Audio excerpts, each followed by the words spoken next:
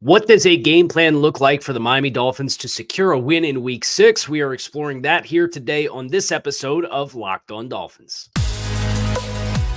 You are Locked On Dolphins, your daily Miami Dolphins podcast, part of the Locked On Podcast Network, your team every day.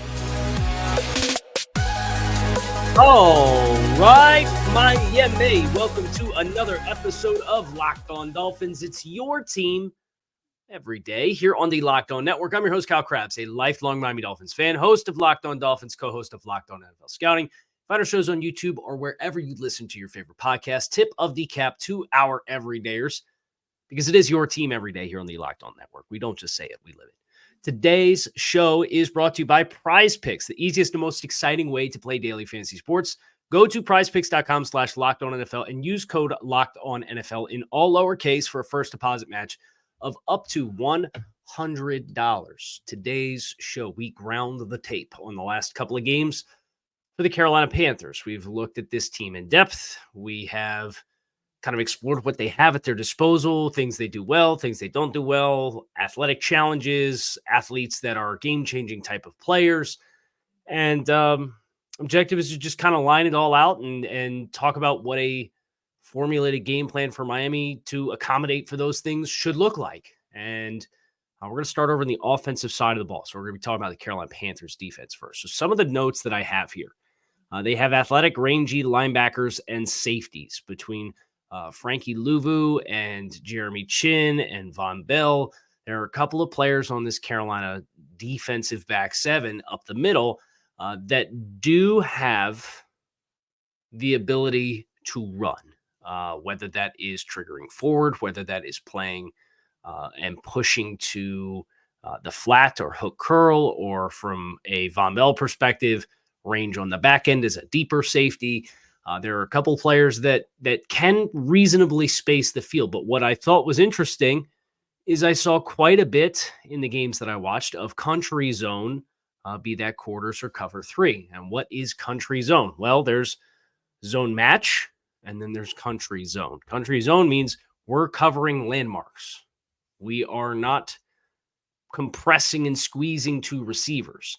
When you play country zone, teams like the Dolphins can have the ability to really dictate terms because they know where the soft spaces in those zones are, and their pre-snap process gives you a lot of answers before the snap as far as what they are playing.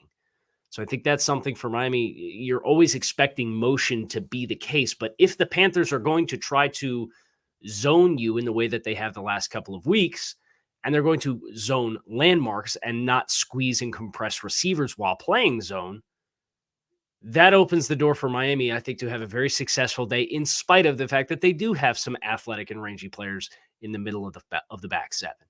So that's something for me that, continuing to make sure your pre-snap tells. Don't be a static offense. Don't be complacent. Get those pre-snap answers. That's obviously a staple of what this offense does. They should continue to do that against Carolina. This is the fifth worst rush defense in the league.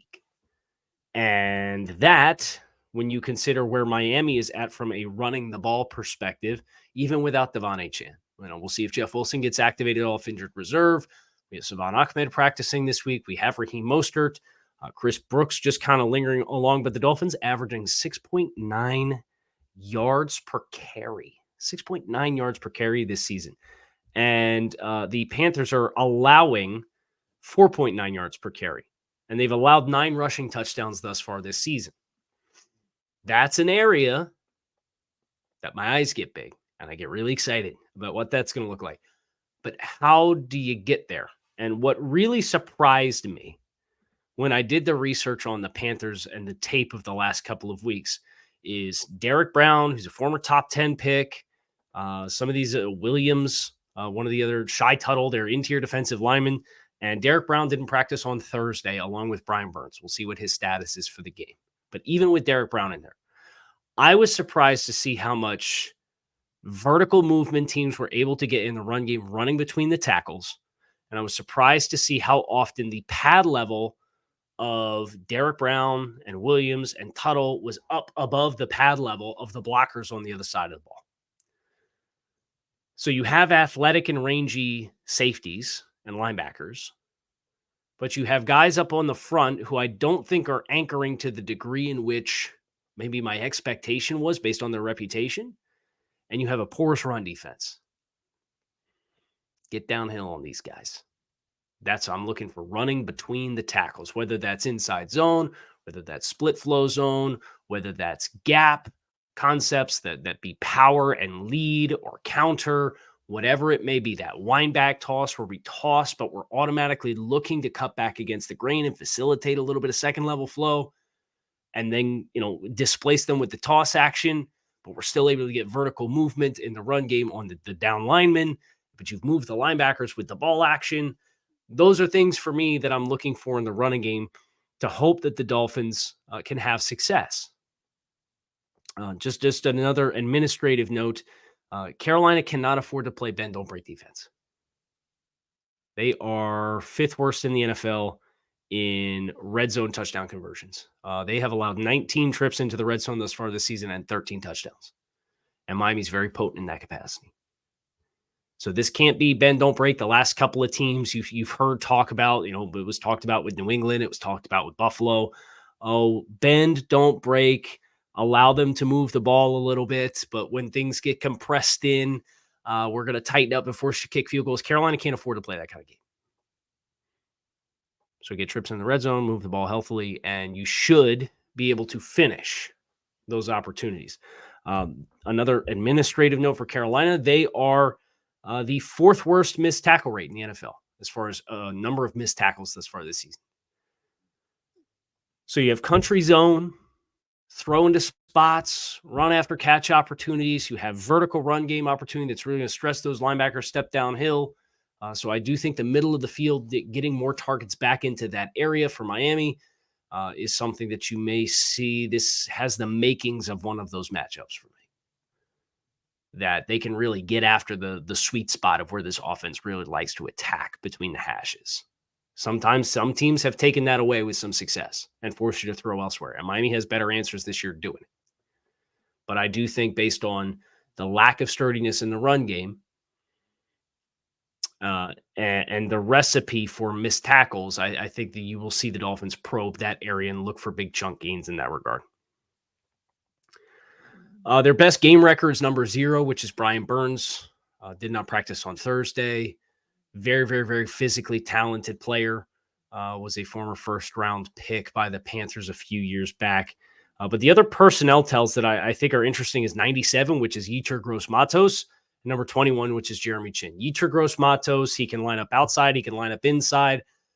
You can kind of get a feel for what they're running or what they're expecting or what they're leaning based on where he lines up. If he lines up inside, you're kind of getting a speed rush package where they're really going to try to mix it up. If he's going to be lined up outside, you're probably going to get a little bit more expectation for neutral downs and running of the football. So that's a player who you can look at some of the fronts that Carolina has implemented. And it kind of gives you a clue on what they're doing behind it based on where he's lined up, which will be a useful tip for Miami. My other bit of run action pass advice as it pertains to some of the numbers of players that we just threw out here. I would not power pass at number 0, which is Brian Burns. The Dolphins love to do some of this run action in the backfield where they're pulling the guard in protection and that player's looking to set the edge of the pocket.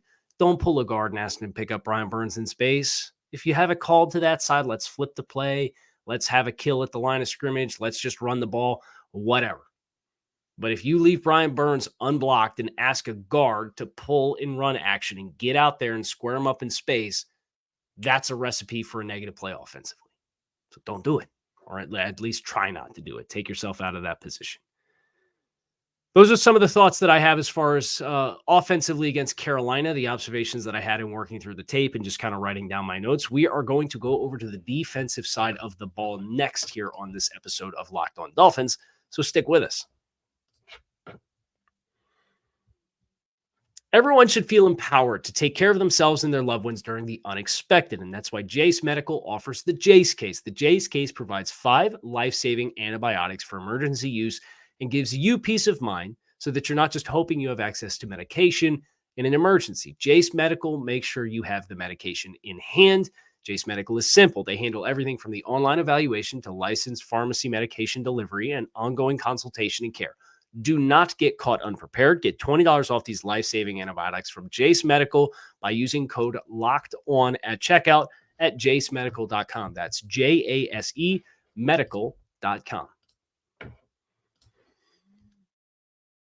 So defensively against Carolina's offense, you're going against a rookie quarterback, the first overall pick in the NFL draft, and that's Bryce Young.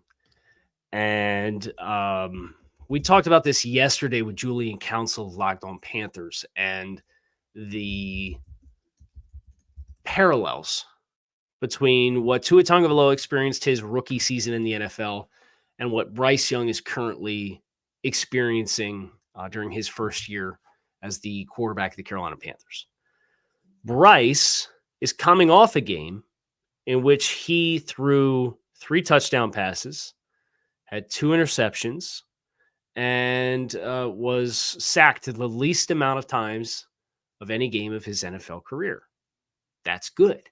It was, they lost by 18 points, I believe, 16 points, 18 points. Don't ask me to do math in real time. It's 18 points to the Detroit Lions. 25 of 41, 247 yards, 3 touchdowns, 2 interceptions, 1 sack for 4 yards. First game without a fumble for Bryce, so there's progress there, but still had two turnovers in this football game. Carolina largely, and this is the second time you've heard this for a team going into playing Miami, and it's not because of Miami, it's because of their own struggles. So you heard this ahead of the Denver game too. They're alluding to simplifying the offense for Bryce Young, which to me is a little bit alarming because as I'm watching this offense, it is very vanilla. It is very training wheel oriented. It is very static. There's not a lot of pre-snap tells. The Panthers like to do a lot of 5-man protections and release all their eligibles out into routes and ask their offensive line to hold up in protection for Bryce. He is a rookie. There's a lot of rookie-esque plays and mistakes. There's not understanding the protection and knowing when you're going to have free runners, taking bad sacks, having poor ball security while you are extending plays within the pocket and carrying the ball too low and it gets knocked out of your hands. So if I'm Miami, I want to compress the pocket and I want to force Bryce Young to continue to throw from the pocket because with his stature at 5'10" and being somebody who wants to get outside the pocket and extend plays and kind of get off script and make some stuff happen, I want to keep him in there. I want to compress this pocket and squeeze it around him and force to throw with accuracy with bodies around him in closed quarters. Because especially if you consider where Bryce Young is able to throw the football, it sets you up for a lot of success if you are able to do that. So I would probably play a little tighter on the back end than what you're used to. Bryce Young on passes between 10 and 19 yards downfield. This is courtesy of the Fantasy Points data suite. Is 14 of 35 for 224 yards, 1 touchdown and 3 interceptions with a 35.9 passer rating on passes between 10 and 19 yards downfield beyond the line of scrimmage this year. So Tua's 10 to 19 arguably is one of his best area of the field to attack. The intermediate stuff, up over top of the linebackers, down in front of the safeties. Bryce is completing, what is that? That's 40%. 40% of his passes for 224 yards, 1 touchdown, 3 interceptions, passer rating of 36 from 10 to 19 on the season. And he started 4 games. He's only attempted 5 passes further than 20 yards downfield on the season.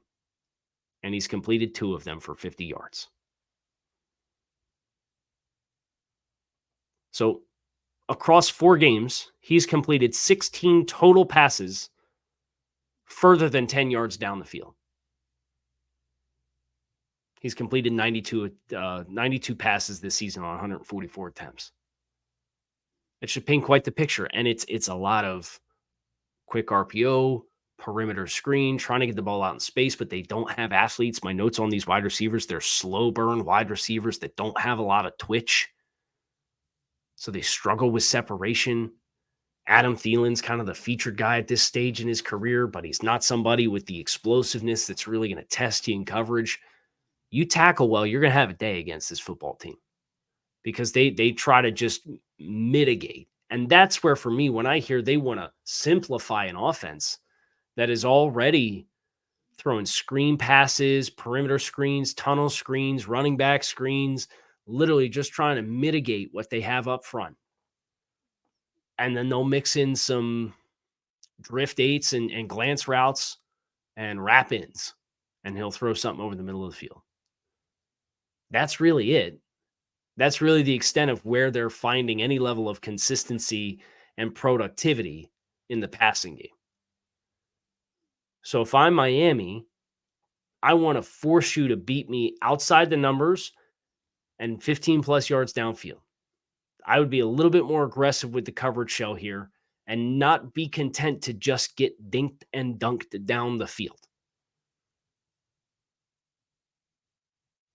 And if they hit one up over the top against you, it'd be their first one all season. And dare them to do it continuously. Now, if Carolina's going to come out and they're going to run condensed sets, I would want to bring 5-man pressures or bring simulated pressures and overload a side, because his eyes and feeling pressure, and there's a lot of busts in protection where the back is flowing to the wrong side or the center stepping away from where the biggest threat is, or the tackle's in a position where he's taking what he perceives to be the most dangerous player, but he's letting somebody run through him inside and get a free run to the quarter. Like, there's a lot of procedural issues, which you'd expect with a rookie quarterback. So I don't know how you're planning on simplifying what I think is already a pretty simplified outlook, but that would be for Miami. I would embrace the vanilla. I wouldn't show pressure a lot, but I would bring pressure if they gave me the opportunity with condensed formations to bring a fourth player off a side and then drop somebody else out and rotate my coverage shell behind it. But the point of emphasis from rushing the passers, I want to squeeze and compress. I want to keep him in there, and I want to dare him to beat me downfield in a compressed pocket, because he's shown no ability to do it thus far.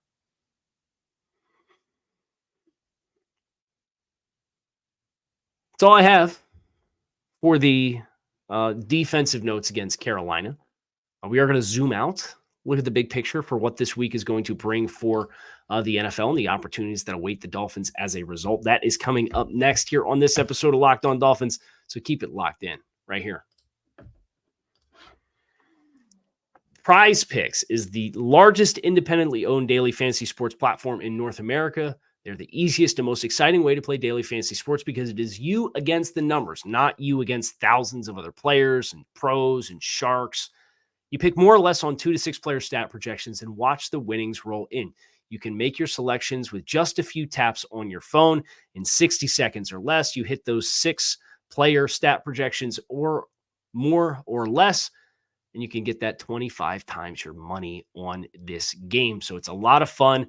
I want you to check it out. They offer weekly promotions that can lead to big payouts like Taco Tuesday. Each Tuesday, Prize Picks discounts each player projections up to 25% to provide even more value.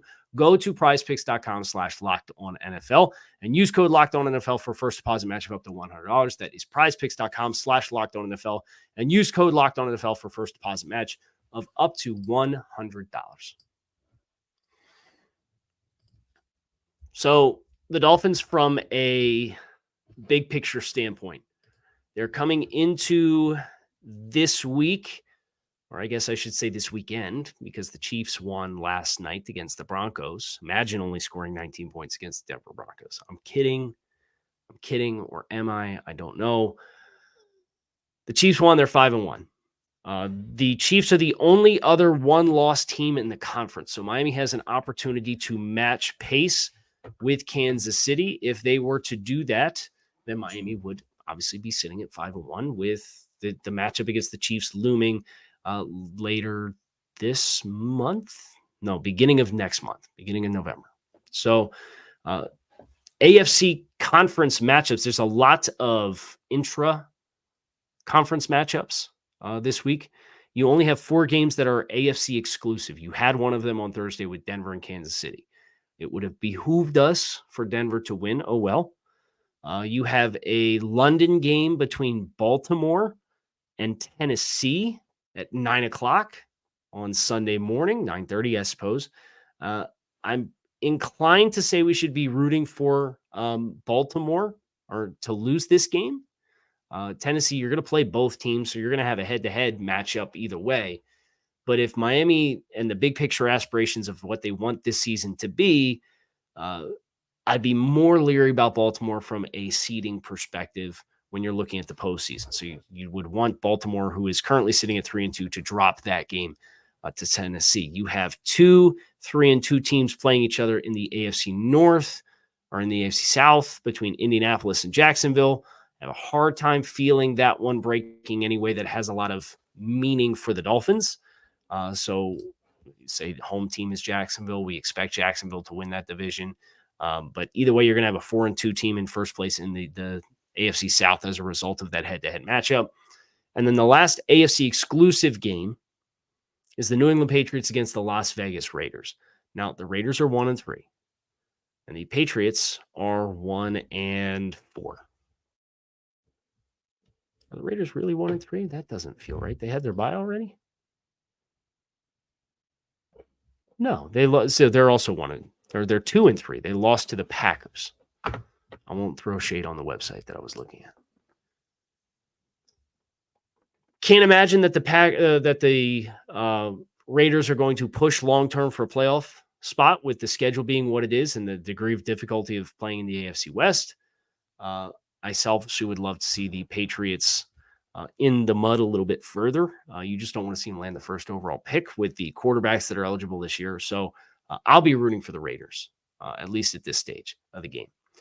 Now, you have some other threats that are playing big-time competition. You have the Seahawks going to Cincinnati to play the Bengals. The Bengals won by 2 touchdowns against Arizona last week. That's a team that's obviously looking to climb back into the AFC North standings. They're currently 2-3.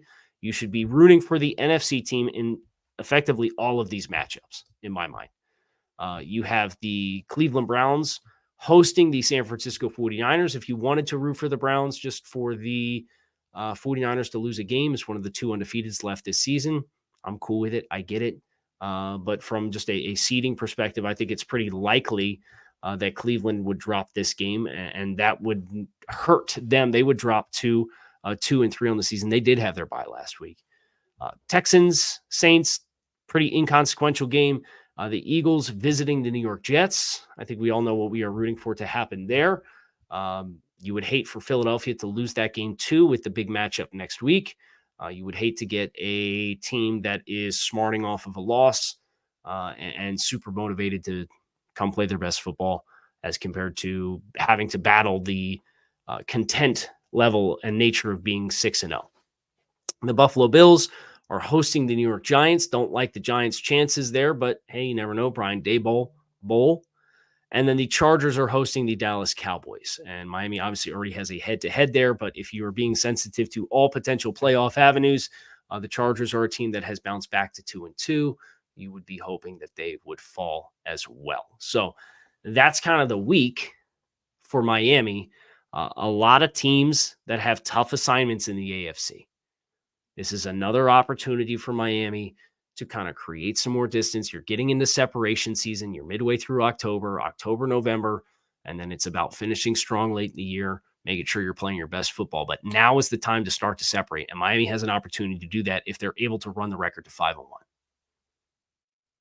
Let's go 1-0 this week, and we'll worry about the big picture beyond that and talk about what comes next starting on Monday, or I guess starting on Sunday night.